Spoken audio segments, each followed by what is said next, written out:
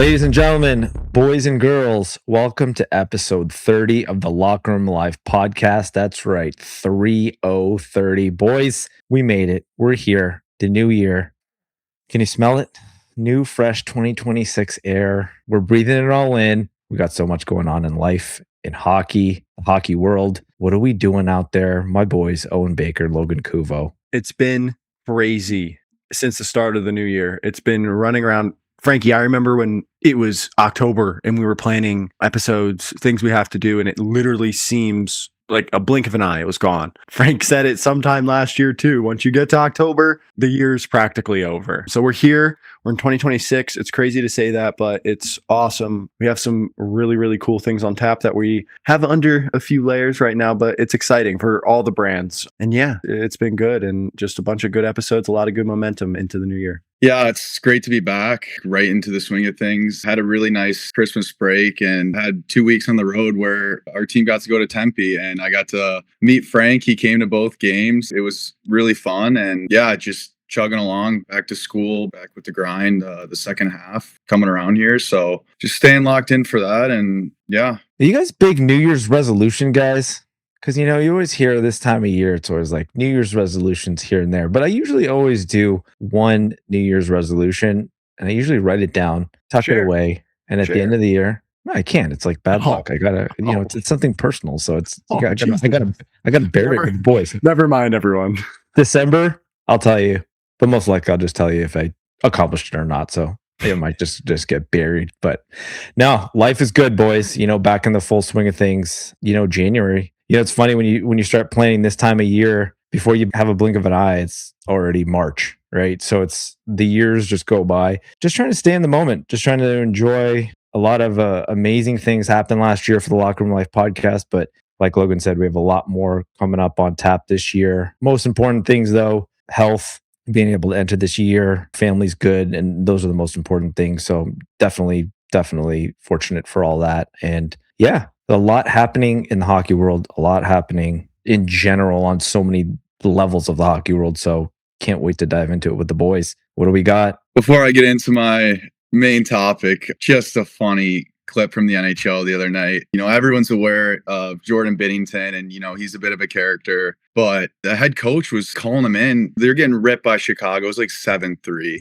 and he was going to make a goalie change and Binnington refused to get out of the net. He's like, no, I'm staying in. And the camera kind of pans to the tunnel and you see Hoffer, the backup goalie, just literally all the way down the tunnel. And he's got his helmet on, but he's just peeking kind of across the doorway. And he's like, no, I'm not going out there. And things like that are obviously so funny. And Binnington ended up staying in. But I just want to know, guys, how crazy. Talk to this guy. This guy's the tendy. I already know Frank in his prime. He was a nutcase, just like all you tendies are out there. You guys are all special in your own right, but you are the best athletes and what make the team complete. And it has to be that way most of the time. When I first saw the clip, it kind of reminds me of, when somebody's getting beat up in the street, your friends, you run into the house and you're hiding behind your mom.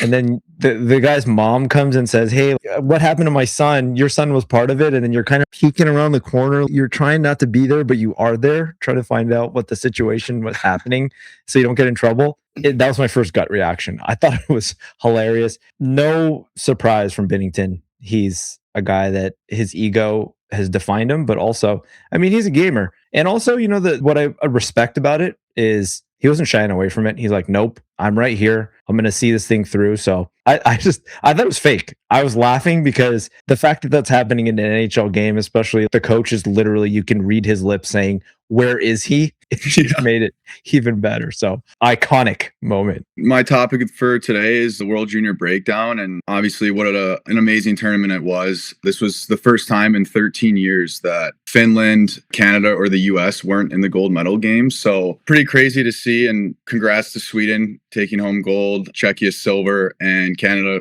bronze. It was good to see Canada be able to medal after the controversy and then the struggles they've had in these recent tournaments. And unfortunately for USA, they came up short. But my biggest takeaway, kind of from watching this tournament over the years is really starting to see like some of these other countries close that gap. There was a time where there was those powerhouses and those smaller countries weren't able to compete. But watching this year, they're continuing to make these steps. And that's what's so cool about the tournament now, is because literally you could turn on USA Germany and it's going to be a great game. And maybe prior to those times, it would have been a little different. But one of the coolest stories that I kind of came across is Sweden's goaltender, the second goalie for Sweden. His name's Herman Liv, and he dedicated his gold medal to his father. And his father was a goalie who played for Sweden in the Olympics and some other IHF tournaments. But his father actually passed away on the KHL plane crash that happened time ago. So I just thought that was really inspiring and a really cool story for that kid and his family. And, again, congrats to him winning gold. That's awesome. And what were your guys' takeaways from this tournament? I'm so glad you brought that up too. Congrats to Sweden. Congrats to the whole team. One of the biggest honors that you can win as a hockey player, especially at that age. They're probably on top of the world. It's so funny. They can't even drink in the States where they celebrated it. They were celebrating with like apple juice and Gatorade back there. And it was awesome. But funny story. One thing that I wanted to say, shout out Sasha Bomidian, player, defenseman. He's on BU. He's also in Sweden. Funny enough, he's a Columbus guy. I'm in Columbus. Bakes comes to my house every summer. And when he was just a young buck playing for the Jackets still, me and Bakes actually, it was Bakes, it was Michigan State, right? First year. I was still playing junior. And we actually got the chance to play against him at a beer league game there. So shout out to him. That was awesome and super cool to see. Obviously a Columbus guy, but someone that we played with. Really cool. But Bakes, I don't think you could have put it any better. The competition, and me and Frank said it in our last interview, the competition it's night and day. Everywhere, hockey is growing so fast, and it's amazing to see, especially in these other countries who are really rallying behind it too. There's so many fans, so many people out there. It's awesome. We talked about it, guys, right? Like the net effect of the social media era is the positive part of it is being able to help globalize the sport of hockey. More importantly, offer opportunity. And I think that that's what is the most exciting thing, right? Offering a lot of great opportunities that a lot of times in countries such as Latvia, even Kazakhstan, countries like that, where you kind of looked at the NHL in bits and pieces on this almost like a hero type mentality, where the only times you really saw it when it was televised was through the playoffs or maybe the Stanley Cup finals, or maybe a player that had some association with that country where you were able to see it. So being able to see, again, creating more opportunities for more kids to continue to play, have inspirational figures to keep the game growing in a positive light, it's all great. And the net effect of that is being part of this tournament, because there's certain litmus tests, right, in the hockey world, usually, especially in the youth level, where you're really starting to see concentrated talent in those countries. And for them to be able to be competing at the highest level is the ultimate culmination of what's been happening on the globalized level of this game. So it's exciting to see. So proud to have a lot more kids playing hockey in these countries and being able to be successful. That's the main thing. But we all know, guys, the ultimate question that we talked about, number one pick, is it up in the air? Yes. Were things proven? Do we think that it's not a shoo-in that Gavin McKenna is going to be number one? And I'm going to start off with, it's really, really cloudy. That's all I'm going to say, because it's actually a little bit of smokes and mirrors, because I was listening to a lot of people's comments on it. Is McKenna had 14 points or something in that field through the course of the tournament. He had 4 points in the last game. But everybody's saying he just didn't really woo anybody. He kind of was just there, and maybe it was the games that he had a lot of points. Maybe they were not meaningless, but not the games of true meaning, such as Ivar Stenberg, Sweden, gold medal. And you could see great players elevate their play at the most crucial times. And Stenberg definitely going into the tournament wore that crown. And I think, I don't know, in this horse race, I think he's got a little bit of an upper hand. What do you guys think? This is one of the first years that we've kind of seen in a while where at this point in the year, it's kind of still up for grabs. Obviously, there's a lot of hockey left, but kind of going back to, the World Juniors, the stage that those guys are on, this tournament could completely flip a 180 for your career. You light it up and you start to raise some eyebrows. But again, like McKenna, 14 points. I mean, obviously that's still incredible, and they got to medal and everything. But I think towards the end, it's honestly, I don't have any words. I don't know who's going to go first, but it should be very interesting to see how it shakes out. Frankie, we talked about this last time on here, and it was, even more up in the air then. But coaches want winners, and that's a really big thing that, for me at least, taking a Sweden team, obviously everyone's pretty fair match, but you see USA roster, you see Canada roster, they're not going to be, the usual champions. And then they come out on top. It speaks levels to, the leadership and the people up front, kind of everything. So I think it's going to be a little bit of a net effect there. We're at the home stretch, boys. Only a couple more months till the day that this will all be determined. My personal guess, before we get off the subject, my personal guess is there is actually somebody that we're not talking about in this race just yet that I think is going to take that number one position. Hot take. Really? Maybe it's a hot take. I know who you're talking about. I feel like there's somebody that's a little just creeping under the radar that could take that number one spot come draft day. What do you guys think? If it's who I think it is, I think that goes perfectly into your next topic, Frankie, doesn't it? That would be, again, if it's who we're all thinking of, I think this season for this player would be a pretty insane story. And I don't think it's one of those where I don't think we've ever seen it before. To be continued. There's been a thing that has never truly happened across hockey, but I like to say all the time, the wild, wild west, the CHL ruling with a lot of things changing in hockey. Davis Codd playing for the Kalamazoo Wings in the ECHL and is now back at Niagara University and already tucked one. But I just wanted to open up the conversation because it changes hockey on so many different levels. Like it was never even a thought that could happen. And now people are just not even batting an eye to it. And it changes the landscape a lot. And really, that was the upper hand the CHL had for so long. These players could go back and keep developing and dominating at the junior level. But now it's the same thing at the NCAA, making them kind of the equal playing field across there. So I'd love to hear your guys' thoughts. I think it's obviously really crazy. Just in other recent news, we're seeing like a lot of these kids that are starting to join, after this Christmas break into college as the last semester. And, every situation is different for these kids, but that's a big commitment, joining midseason, because just thinking long term, that's a year of your eligibility and, you only played for half the season. But yeah, this is the first year in which we've seen multiple other situations where pro guys have gone back to college. And, and a lot of it too is guys who played in the CHL and they were just before that rule change. So wherever they're still playing, now they have the opportunity, depending on the school, to come and play college hockey. It's just bizarre, guys. I mean, we know, like, with everything that's going on, it's truly just something that I guess we don't really know what's going to happen in the future, and we'll just have to just keep an eye on it. There's a reason why on stalls in the locker room, the nameplates are either have the ability to slide out or be attached by Velcro.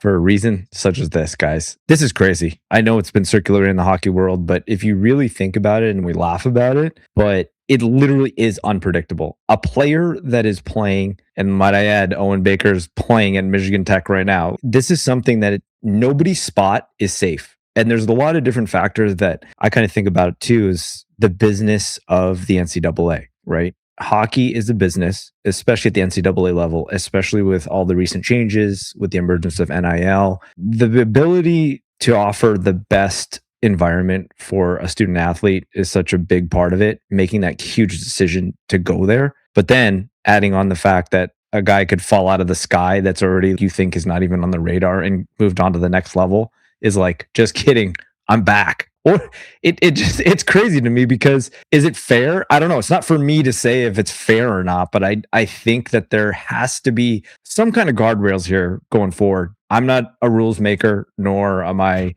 an advocate of one direction or another, but I feel for guys that are in this position right now, because all you want to do is make the lineup. All you want to do is play in the lineup. And for you to be so close, and for now a guy that's played pro, obviously from a skills level and from a mental development level, of course, when you move to the next phase of your career, when you move to pro hockey, your mind psychologically evolves because it's another step. And you guys know this, every step of our hockey career, we grew mentally, right? And it was being in that moment, being in that environment, you grow instantly. So just being able to have these kids not even knowing that their spot is safe on any team, adding on everything that's going on with NIL, adding on everything that's going on with a CHL guy just falling mid-season into a college team's lap to then be competitive, it's crazy. It's unpredictable. We're going to keep talking about it. And ironically, we do keep talking about it because there's always another situation that pops up and we're like, let's talk about this. So boys, I don't know. Who knows? Until the next chapter of this book, who knows what the next thing is going to be talking about. Guys, we have to talk about this new trend slash happening that's been going on. 2 players in 1 week left the USHL to go to college. So I wanted to talk about this because it's a big trend that's happening, but is it something that we're going to continuously see? So if we look at the timeline a little bit deeper, we know Mikhail Yegorov left Omaha, went to BU, made an instant impact. Okay. Now, Tynan Lawrence left Muskegon, went to BU. I think, and the hockey world thinks, that it's to improve his draft position. Because if you think about it, what he wanted to do was enter into the college game to improve his draft chances from an evaluation process to say, okay, he's playing college. Now he's playing the highest level of evaluation so that it will then lift his draft stock. On top of that, Kaysen Muscat is a guy that was playing for Sioux City, a little bit of a journeyman. And you guys, we read it. We were talking about this off air. A little bit of a journeyman, played in the Null, went to Cedar Rapids, went from Cedar Rapids to Sioux City. Numbers were, he wasn't dominating, but now left Sioux City and going to Michigan. My question on this one is, well, why? Is it a draft position stock rise move? Is it filling a hole that maybe Michigan needed, but a program of Michigan's stature could really have the pick of the litter in regards to the top talent that they would want to get? So I don't know. It's an open conversation. I want to talk about it because could this be something that we're seeing more players do in the future? Because if you think about it, getting drafted out of the USHL is an amazing accomplishment, but a lot of times is the precursor to them moving on to college and either improving their draft stock or being drafted a little bit higher. What do you guys think? First off, congratulations to both those players. It's a tremendous honor to play NCAA, and it's just hockey as a whole. It's changing. Everything is turning into such a race. It's very fast. Everything is fast paced. Everyone is pushing the next person to the next level as quick as they can. And I'm not saying it's for bad measure, but definitely to improve their draft stock. I think that's no question, and it's gonna do it. It's gonna prove, and you're already seeing it. There's already rumblings just all out of Tynan's draft stock going up and up just because he's going to play the last 17, 18 games with BU. It's very, very interesting. And back to our point before, nobody's spot is safe. He's going to come in and he's going to make an impact, and he's coming for the next guy up. That's what he's there to do. He's also there to light that fire. I know how coaches work. We all know how coaches work. They're there to keep lighting that fire, keep the team going, because he's going to be chasing, especially on his draft year. It's crazy, but it's definitely interesting, and of course good for the game. The best players that you can have at that level is always better. It's obviously crazy. The fact of joining a team and just jumping right into school like that halfway through definitely won't be the last throughout. But I think it's also one of those things where it's all about not just timing, but the right fit for that school. Usually you haven't really seen where they go and grab like an uncommitted kid. They've been committed to this school and, they've been following through their development. But for the draft stock purpose, for sure, he already won a Clark Cup with Muskegon the year before. And I think he was looking, and he's a really good player. Like, that will definitely help for sure. I feel like at the college level, especially, it's all a numbers game, and each player on that team was specifically recruited by that coaching staff, and it's an investment. And I feel like, is this considered the trade deadline for, as in college hockey, considering that NHL, like BU, they are a very, very talented team, and maybe they thought that this was the piece that could help them get farther. So we'll definitely have to keep an eye on how those guys are doing the second half, but it's crazy, guys. It's crazy. But guys, where does it end? Because you know what, to me, and correct me if I'm wrong, what's going to start happening is if guys do this, and if it's a proven formula, and we all know in hockey and in any sport and any phase of life, when you find a proven avenue that works, more people will follow. And it's the same thing with draft trends, the same thing with player development. It's the same thing with player analysis. The game was bigger, then it goes smaller because the successful teams are doing it. If you're seeing a winning formula of a guy that's leaving juniors, being successful at the next level, improving their draft stock immensely, I think it's going to continuously happen. But what does that happen? What's the net effect of it? To me, it causes holes in the lineup for the USHL teams. So what's going to happen? They're going to have more of an affiliate system. And I know that kind of loosely works, where there's an affiliated team, whether it's on a tier 1 level, that is then like the feeder source where guys are getting called up sometimes from there to the USHL teams. So again, it's all a position of moves, right? So really strengthening that affiliate system, because you're going to have to fill in some holes if your top players now are not shoo-ins to even make it through the whole season, which is it's so crazy because we're only a couple years removed from the idea that some people were leaving college early to play pro. So the hyper speed that the game is in right now is absolutely insane. And I can only see it, especially with the age of, I hate to say it, but social media. With being able to surround stories in the media, guys like us talking about it, a guy like Tynan, his journey of success is going to be highly documented. And do you think that no other guy that's in that same position right now is not going to say, hey, you know what? This is a winning formula. We should do this. Or let's take it another step further. Their agents, advisors, the next realm of people that are going to be counseling these players on the next big decisions. This could be something that they're like, okay, let's do this. It's the same thing when you're making the decision for a guy how many years to play college before he goes pros. Now it's going to be like even teeter down even more.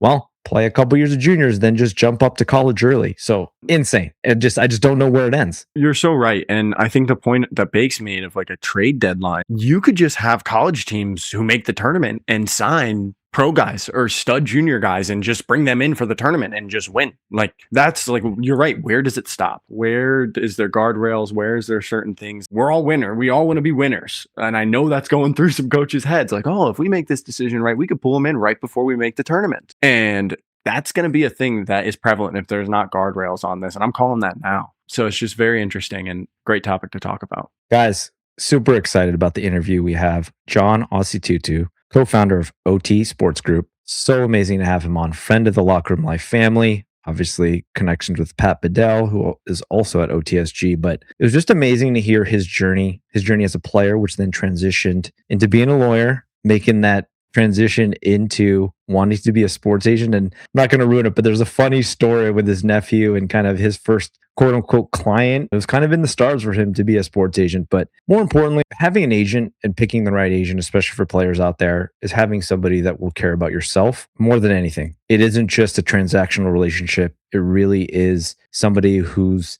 part of your life, part of every facet of your life. And from a guidance standpoint, be a person that can really develop you as a person, but more importantly, make the best decisions for your futures. So amazing to have him on. Yeah, they treat everyone like family. And that is something that he was very, very prevalent on when talking about what he's trying to build and what he's doing. You see it just in everything. And I don't want to say it because I said in the interview, but I have friends who work with OTSG and they have nothing but the highest praise for John, Patty, Bobby, everyone involved over there. So just the biggest kudos and so glad that we can just be a small part of their journey and have them be a part of our journey as well. So it was amazing. I think it's really cool to kind of see the perspective of a sports agent. And I don't think it's talked about enough how much they really do for these players. And the whole point, it's like an investment, right? They recruit you at a young age and they do just so many things behind the scenes that I don't think people kind of see enough. But being a former player as well, I think he understands and wants to help his clients as much as he can. And it's really awesome.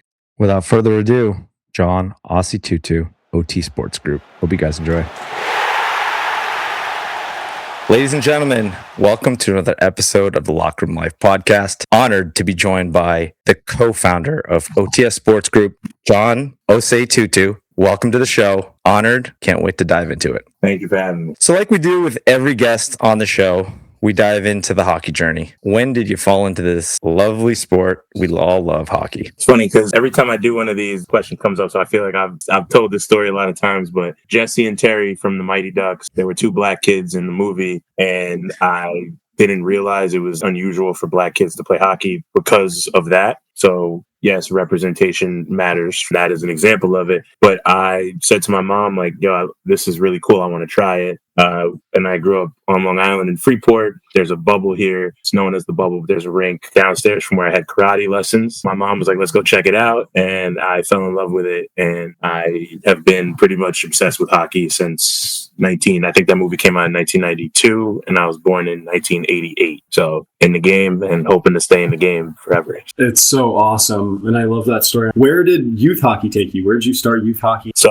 I played for my local community team, the Freeport Arrows, which still exists. And when I was like 12, I moved over to the Long Island Royals, which is out east on Long Island. And I was playing for a guy named Alexei Nikiforov, who coached a lot of really good players. And I learned a lot from like being in that community. I did that. Then I played junior hockey for the New York Apple Corps, which for those of us that are old enough to remember, they used to sport the green jackets. And I'm one of the only people you'll see still rocking those. But fortunately, when I was 15 or 16, I had a pretty serious undiagnosed thyroid condition that didn't get treated until I was 20. So sometime between when I was a good player at 15 and when I could like barely get through a shift at 18, I stopped playing. Basically, the game was like, no, like you're done. You suck now. I got into coaching, and my nephew, who was a 2000, so 12 years younger than I am, was really just getting into mite hockey. So I started coaching the Long Island Royals and really kind of getting on the scene on that side of things with the 2000s. So I worked with my nephew and his peer group from mite hockey all the way to Major Bantam. During that time, I went to undergrad and I went to Fordham Law School, and I had done some skills coaching for some pretty good hockey players from the area. And I graduated law school. I had a big fancy job working down in the financial district in New York City. I was there for about a week, and I called my now business partner, Bobby Gauthier, and I was like, yo,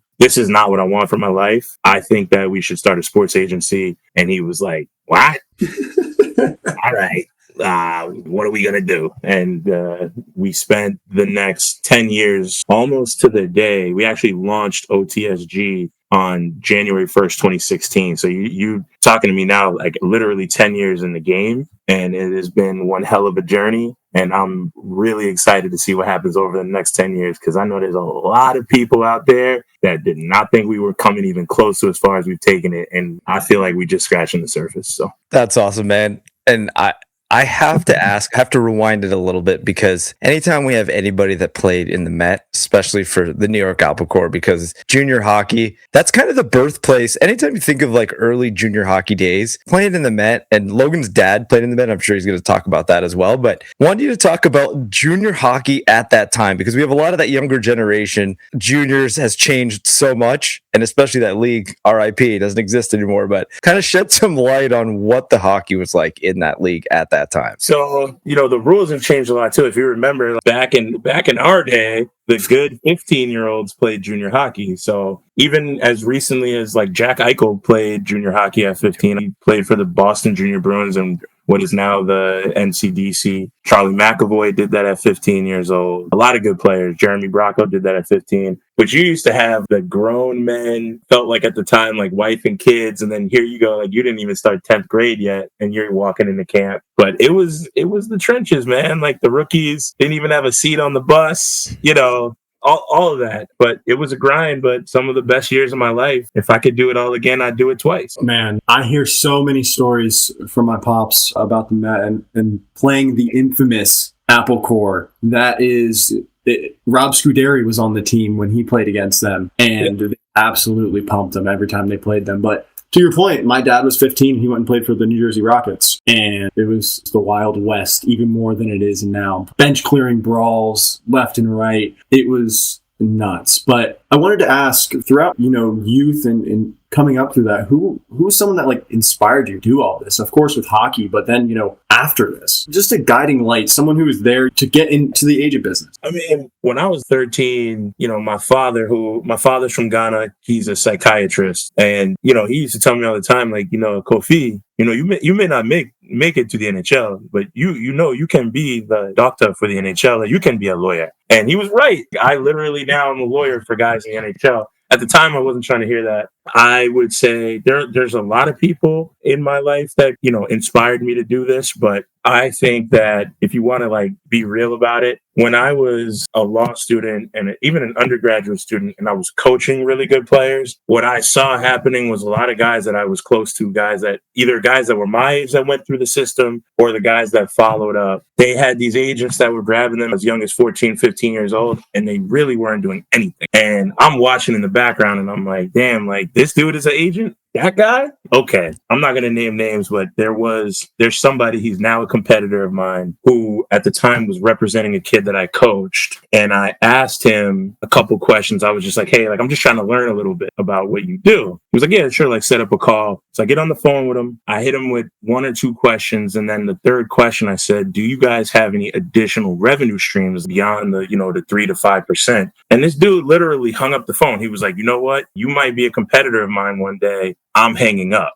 And hung up the phone on me. And I was like, okay. So I'm studying for the bar that summer, but that literally was the day I was like, I'm doing this. It was just a question of how.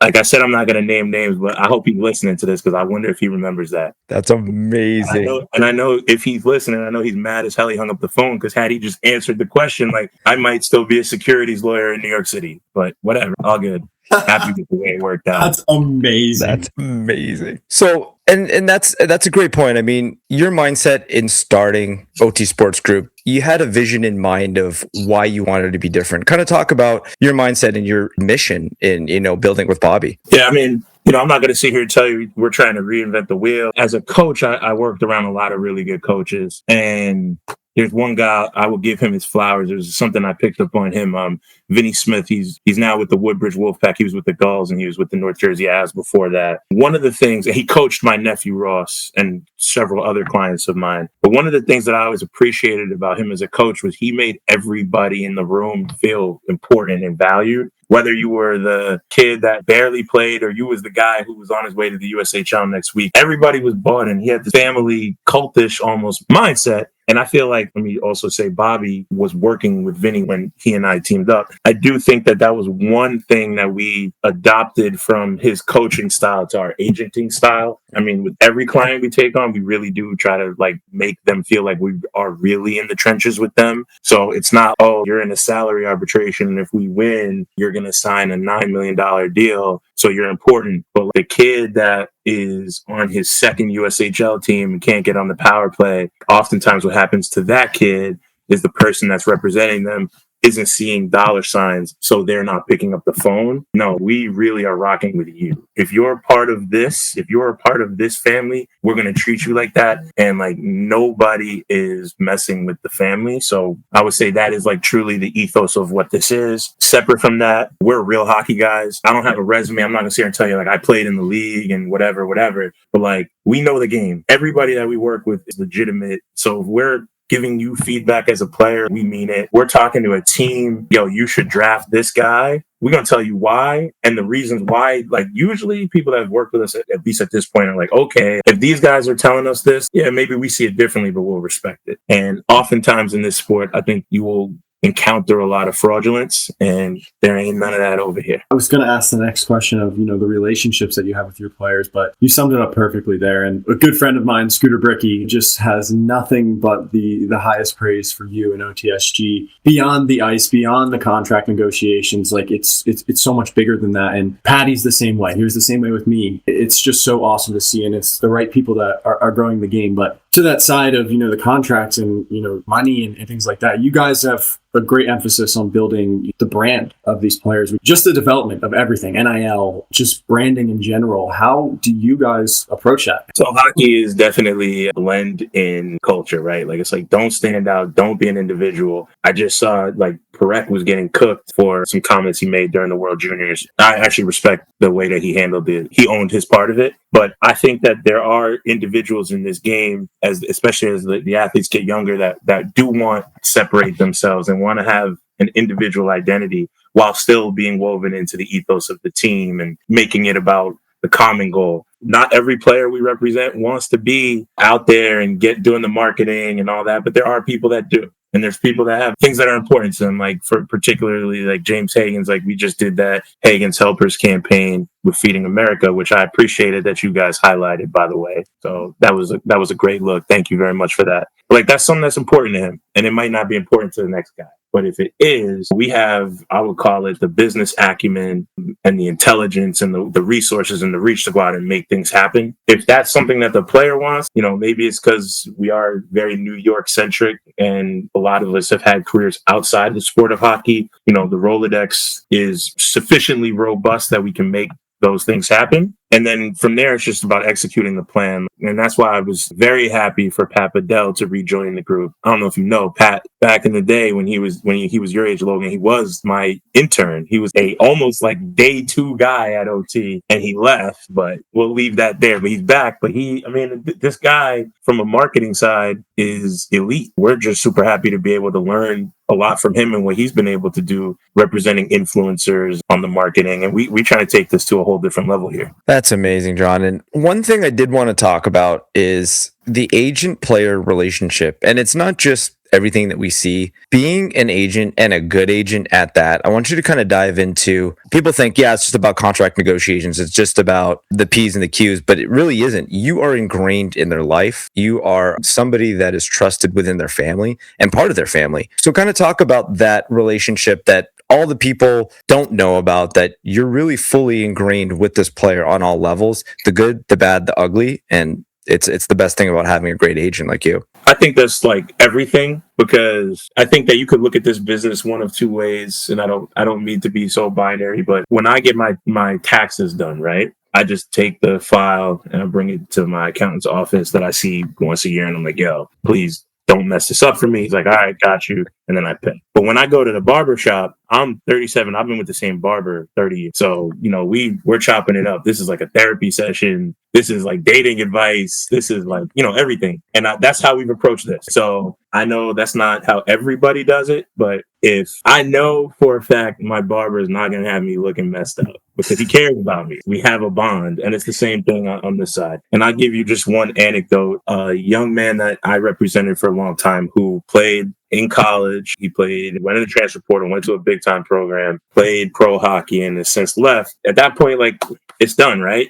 He's now working at a very prestigious firm in New York City, and I spent hours with him prepping for interviews, etc., because that's just who we are. That's what we do. And I mean what I say, like, over here, like, we do treat it as a family, and that doesn't just come from me. So Trevor Connolly, now a long-term client of ours, he gets hurt at the pre-World Junior Camp, and I got guys that are in the NHL, guys that are trying to make NTDP. They're all texting like, damn, like, I can't believe that happened to Trevor. Like, we collectively, we really do ride for each other over here. That is something that is really important to us. And I can't tell you what it's going to look like 10 years from now, but we've held true to that from the beginning. So as far as being an agent goes, I would say we are definitely it's more of a family connection than just a transactional one. I think it's so awesome how you said the point of, helping the player prepare for interviews after the game. It's just so reminiscent of how Patty is for me. It's like a big brother to me in that way. And it's, given back to me so much in the business world. But with everything that you've said about OTSG, like the game of hockey, where do you see it going in the next 5 years, 3 years? How is it going to keep changing? And it's always changing. Every day we wake up, there's something new. Where do you see it going? I think there are two big changes already. One is gambling, because gambling gets people that don't really care about the sport to pay attention to the sport. So I think that's cool. And I think like the league and the players entering the league also, I think that there is more individualism. There's more style. We got rid of the Allen Iverson rule, and now players can come to the arena dress as they want to dress. You're seeing guys like Nylander has a YouTube page. I see the NHL has the Get Ready With Me commercial with Bedard and them. I think all that stuff is cool. And I think the more that the fans and I should say sports fans start to know the stories behind the athletes, I think the more exciting this goes. And I think that it's going to elevate the league to another level, which will drive more revenues, which makes more money for the players, which makes more money for the agent. And I think that's great. So I think it's heading in a positive direction. There's definitely a way to go. But right now, things are looking, I would say, very optimistic across the board. Yeah, we talk about it all the time. We have players on, we have personnel on, and it's always what we're trying to really accomplish is show that there's personalities behind these faces, and we're fun guys. Hockey players are fun guys, and it's good to see that's actually happening now, where before it was just like hockey's been such a traditionally so respectful. I think a lot of that was like you didn't want to say anything wrong because you thought you get sewered and you thought you get buried in the lineup. But I think now it's kind of opening and letting that leash go a little bit. So that's awesome to see. But I want to take you back a little bit. When you first started this, early days, I know that there's a couple key things that you wanted to accomplish when you got the agency going, and now looking to where you are right now. What were some early things that you really wanted to accomplish right out of the gates, and now you look back on, you're like, that's pretty amazing that we did that and we are where we are right now. I mean, life is funny, right? Because you don't have the benefit of like talking to your younger self. I could say one significant moment where I was like, holy shit, was when Nick Abruzzese made the Olympics. Like we had a couple guys get drafted and guys that like touched NHL ice, but when he made the Olympics, yeah, albeit it was a year where there was no NHL, I literally was in the shower and I was like, yo, did this fucking happen? Like, no way. So that was incredible. I was, I think one of the things that hasn't come up, but that I think is important has been the impact of Jay Grossman. So most people have known Bobby and myself as John and Bobby from Puck Agents. Early on, we had a co-branded player representation agreement with Jay Grossman and Puck Agency. We've since held ourselves out on our own. We still have a partnership with Jay, but at the time I was a 27-year-old new lawyer and I'm meeting this guy who I was starstruck by because he had done the first $100 million deal in the NHL. And I watched that whole Kovalchuk thing unfold and I'm like, yo, I'm going to learn from this guy. So I think, I had the benefit of learning next to him and being in the trenches with him in negotiations, learning the nuances of the game through him. And I think when it got to the point where players that we recruited were then the subject matter about which we were planning negotiations, et cetera, it was kind of like, oh, okay, we really here now. Like, this is awesome. Like, I don't know how else to put it. Yeah, that was special. The first time you get on the phone with a GM of an NHL team is really cool. Like, here's one for you. So we represent this kid, Michael Pradell, and he was drafted by the Detroit Red Wings. In my childhood bedroom in my parents' house, I got a Steve Yzerman poster. He's the GM of the team, and he's walking up to me at the draft. Like, oh, you know who I am? Oh, okay. Those are the cool moments that, you're not going to see a lot of people in my position are going to make a big deal out of it. But to me, it was a big deal. I'm not ashamed to say it. Those things are really special. And I like that side of it a lot because just like you guys and most of the people who spend the time put energy into the sport, we're fans of it. So in that way, I'm definitely still a fan. And quite frankly, I'm a fan of my players too. I think it's cool as hell when I see a guy like Brandon Bussey, who I remember when he wasn't good enough to play for the Amarillo Bulls in the Null. Shout out to that coach. So when I see him doing what he's doing, I'm like, hell yeah, this is great. On a heater. Yeah. No, that's not a heater. That's not a heater. This really him. I love it. It's so awesome. And I'm the same way. Frank is the same way. It's just like a general gratefulness to be in the situation to meet someone like Steve Yzerman. It's so surreal that, your younger self would think that you'd be in the same room as someone like that. So it's so awesome. But throughout that time, building it in the early stages, especially, your transition player to an amazing business person, an agent, how has, the hockey mentality and hockey culture helped you build OTSG? Tremendously. I had this crazy ass coach from Pee Wee and Bantam, guy named Jerry Higgins, great guy, but he was like borderline abusive. A lot of hockey coaches were. And like, yo, we would win a game. Like, I'm not even joking. Like, you can ask other guys that played for the Long Island Royals during that era. This dude would have us doing sprints in the back of the rink because we only won 7-0. And we'd be doing sprints for like 2 hours. Like, I'm not playing. Okay, so now take that, right? So now if you're 1L year, you're in law school, and you've been in the library for 10 hours, and people are like, oh, this is brutal. I'm sitting here like, yo, this is easy. I'm just turning pages. Like, what are you talking about? I was up at 4 a.m. diving into a pool, trying to get 13 bricks out of the water under whatever amount of time coach had lined up. So I think that definitely shaped my mindset.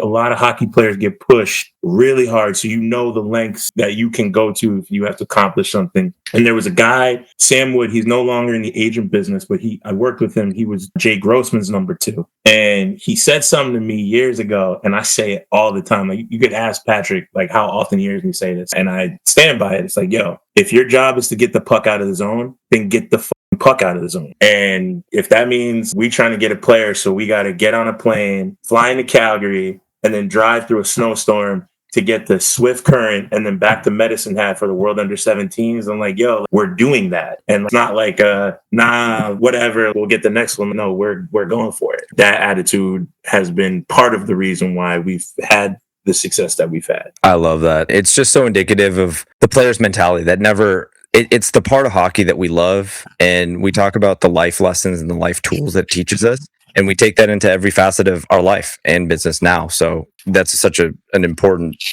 point there. I wanted to talk about something where you're binded with these players on all levels. how do you separate the personal connection and the emotions, especially in the negotiations? Because this is somebody that you ride with, you bleed with, and you're getting in there in a room. You know everything that's amazing about this guy. And you're like, dog, this is like my guy. Like, that's what I feel like on an agent standpoint. We really wanted to ask you, because let us into your head a little bit on that. I mean, you got to be a professional. Maybe it's me as a lawyer, and I really am a lawyer. Like, I really have done trials, and I really made partner at a law firm. So I have had way higher stakes negotiations involving things that maybe I wasn't as personally connected to, but you need to understand that you have a job to do, and you have to be able to compartmentalize things and get the puck out of the zone if that's what the objective is. When you're sitting there and you've got a GM telling you, yeah, sure, your player does X, Y, and Z, he doesn't check or he doesn't do this, and you're like, well, okay, you're throwing the fact that this player doesn't kill penalties in my face, but why doesn't he kill penalties? Because y'all decided that. You can't take that. You can't approach it that way. I think all that comes into being a pro the same way as a player. You have to be a pro, and sometimes you have to remove your emotions from it. You're like, yeah, I know I'm better than that guy that they're using in the flank on the power play. But right now, I'm not on the power play, so I got to find another way to get mine. Put your emotions to the side, man. This is business right now. We can talk about it later. After the game, we're going to get on the phone and maybe blow off some steam, but what you got to do. I can only imagine being in the room for some of those negotiations. It's probably very high stress for everyone involved. And I want to ask you personally, of course, OTSG, after looking down the road, far down the road, what's the legacy that you want to leave as a person? Also, OTSG as a whole. Well, we're definitely not supposed to be here as a company. Most of the people in the business either played, or there's people whose, father built it and then they inherited it, or went and worked for like a huge company. And I'm not trying to take any respect away from any of the people in the industry that have gotten to where they've gotten to, because once you get there, you got to do something with it. But the way that we did it and the way that I have gone about this has been purely, we didn't have any investors. I am not part of the Good Old Boys Club. I'm never going to be part of the Good Old Boys Club. My partners, none of us were none of that. Like, we literally just grinded it, man. Like, this has been 10 years of going to war every single day. So as far as the legacy goes, we are the guys that worked for 5 years to get their first NHL player, and he fired us 10 games in. That's us. But we are also the people that have really come in and shook the room and made it happen. And I think people are gonna have to respect that. Like, you can hate on it all you want. If you could be mad, but you gotta respect it. We here, like, we have a seat at the table, and we fought like freaking hell to get it. When you look at that from like a player's perspective, I hope that players look at this company and they look at my team and the guys that we work with, and they're like, if you want somebody that's really gonna ride for you and is going to grind for you, those are the people that do that, because we wouldn't be here if we didn't do that for ourselves. So that all ties into the family part of it. I do believe players that, especially the day ones, like a Brandon Bussey is a day one, for example. I know that guy is riding for this just as hard as like I'm riding for him to be successful. So I hope that's the legacy. People are going to remember it for that. Beautifully said, man. If I wasn't a dusty, retired player, I would need you in my corner, man. I'm glad we're going to talk now, because you seriously got me wanting to run through a wall right now. The environment that you build and you cultivate, you can tell. We've had the honor of interviewing a couple of your players, and they can't say anything about the best, and it truly does translate on both sides of the fence. So I hope that you know that. I hope that everything that you are building, that you've built, and that you preach is received on both sides, and your mission is being executed. Now that you're an influential figure in the hockey world, and I know a lot of kids are coming to you now that want to be in your position, that want to do things that you're doing, and especially the exciting things that OTSG is doing. But what's some advice for them? A young guy like you coming up, what is your advice to him on what to do to be you? Specifically as an agent, or just like across all? Because I think everything you've done is kind of translated into your whole life. There's a lot of amazing lessons to be learned there. I would definitely say invest in relationships and show up. Can't fake this. You can't say you want to be a successful agent, or I want to coach in the NHL, or I want to be the financial advisor who represents all the NHL. You can't just say it if you're not going to do it. That's why I was saying, like before, like regardless of how they got here, like there are people in this business that I respect and I hold in high regard, because if I'm sitting in my car at a hotel at 6 a.m. trying to defrost my windshield so I can get to a White Bear Lake Pee Wee hockey game. And I look and I see another agent doing the same thing. I'm like, all right, I know exactly where you're headed to. I got to get there first and I gotta win. But like, I respect that. I definitely have seen guys that just, they talk a big game, they don't show up, they don't put the work in. You can't win if you don't work. I don't care who you are. If you don't love the hard parts, you don't love crushing video at 2 a.m. or whatever it's going to take for you to be successful. If you don't love those things, you're not going to be standing there next to the guy on draft day or raising the cup or whatever. Like, you're not going to get there. So just put the work in and maybe also know when to say when. You also have to recognize your strengths and your weaknesses and maybe try to align yourself with a team of people who can accomplish things that maybe you can't. That side of it too. I love it, man. I love it. Last thing, I wanna open the floor to you, and anyone you want to shout out at any point in your life who has helped you get to where you are right now. All the coaches that I played for, but in particularly, I already named two of them. Alexei Nikiforov taught me the game. Jerry Higgins taught me how hard I could really go before I gave out. My partner, Bobby, who y'all need to have on because he'll give you a whole different energy than me. You should get him on here for sure. Jay Grossman, that dude he's a legend. I tell people, like, that's the guy that wrote the book. And I will go down swinging saying, if you ever needed somebody who was really going to fight for you in a negotiation, for anything, you looking for that extra little scoop of chicken at Chipotle, whatever it is, have Jay with you because like that dude is a savage. Honestly, so blessed to have learned next to him. Those would be right there. Those would be the people. And then definitely my first ever client, my nephew Ross. Funny thing that pushed me down this road that happened, he didn't even realize it was, he might have been like Pee Wee or whatever. So I'm in law school and I text him and his phone lights up because it's sitting in my car. He had me in his contacts as hockey agent, like way before I got into the game. What is this? But maybe he was trying to flex, like, you know what I mean? Yeah. Girlfriend out to lunch. Don't worry, it's just my agent texting me. Don't worry. Yeah. Exactly. But he saw the vision, so I guess maybe he deserves his flowers for that. Oh my God, John, this has been so amazing. And one note from us is we started this a year ago, and the big mission for us was we wanted to just partner with amazing people and do it different. We're not stats guys. We're not here to every minute detail of the game, but we are here to build the hockey community with amazing people. And what you guys are doing and the people that you have on your team is A+. And we have so much respect for everything you guys do. And we're here to always support you guys. It's such an honor to have you guys on here, and I can't say enough for taking the time. We really do appreciate it. I appreciate it. This is great. I'll sit here and chop it up with you guys whenever. So you're coming back on. We're gonna do a segment. We'll have you guys on after the draft. After the draft. Yeah, little recap segment. Got you. All right. Sounds good. My parting words would just be thank you for having me. And it's not too late to donate to Hagen's Helpers. So please do. It's for a great cause. A very, very talented, but also great guy who is looking to break the mold a little bit. And we're going to leave that information at the bottom of the episode as well. All right. Appreciate you guys. Later, John.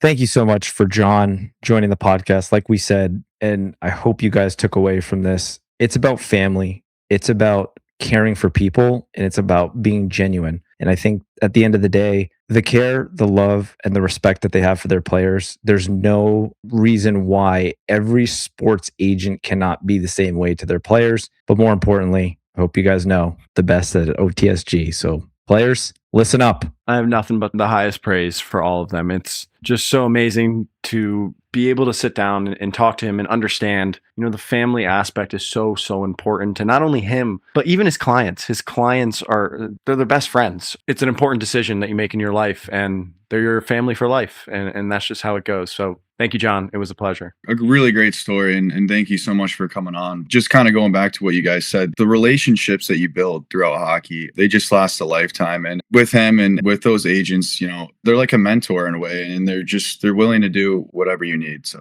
one more thing before we pop off, Hagen's Helpers, we're going to leave the information again below. It's a huge initiative important to James Hagens, current BC Eagle and also draft pick of the Boston Bruins, partnered with OTSG, who's his representation for a great cause, for a great guy that's really trying to make a difference, especially with his platform, grow the hockey community and partnering with a great organization. So any donations helps. He's going to continue that initiative, and we're going to leave all the information down below of this episode. But boys, this couldn't even be possible at all, not even allowed, without the help of our amazing sponsors, Buddy Hockey Club, Best Damn Tape, Cut Shield Hockey, Bambino Shave Cream, Capper on another amazing episode. Another week in the books, but I can't say thank you enough. I love you guys so much, and we'll see you on the next one. Love you. We'll see ya.